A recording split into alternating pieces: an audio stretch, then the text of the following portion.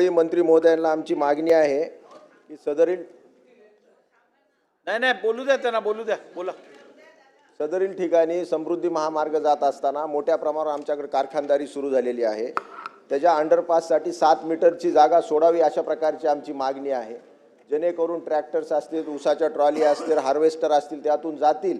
पण आमची वेळोवेळी मागणी अशी आहे की एक 7 मीटरचा अंडरपास जागोजागी सोडावा लागेल, नाहीतर मोठा फेरा मारून आमच्या ट्रॅक्टरवाल्याला, ऊसावाल्यांना 10-20 किलोमीटरचा फेरा मारून तिथे यावं लागतं अध्यक्ष महाराज.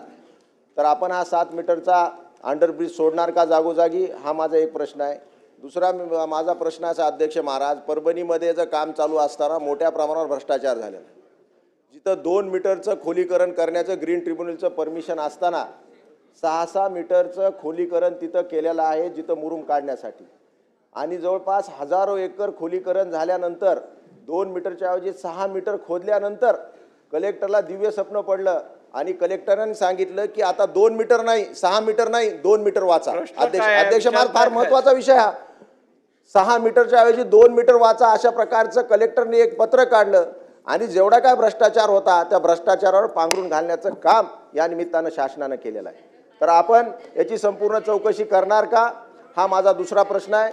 अध्यक्ष महाराज, नदी काठी सुद्धा 50 मीटरच्या वर आपल्याला खोदकाम करावं लागते, 50 मीटरच्या आत खोदकाम झालेलं आहे. या मोंटो कार्लो कंपनीला अध्यक्ष महाराज 200 कोटी रुपये दंड लागलेला आहे, पण 1 रुपया सुद्धा दंड आज भरलेला नाही. म्हणजे याची संपूर्ण चौकशी आपण करणार का, आणि चौकशी करत असताना चौकशी झाल्यानंतर त्याचा संपूर्ण रिपोर्ट या पटलावर ठेवणार का, अशा प्रकारचा माझा आपल्याला 3 प्रश्न आहेत. अध्यक्ष महोदय, प्रश्न आहे पालघर जिल्ह्यातील वाढवण बंदर ते हिंदुहृदय सम्राट माननीय बाळासाहेब ठाकरे समृद्धी महामार्गाला जोडणारा हा जो काही रस्ता आहे या संदर्भातला हा प्रश्न आहे. आपण जे काही मुद्दे ठेवले ते निश्चितपणे तपासून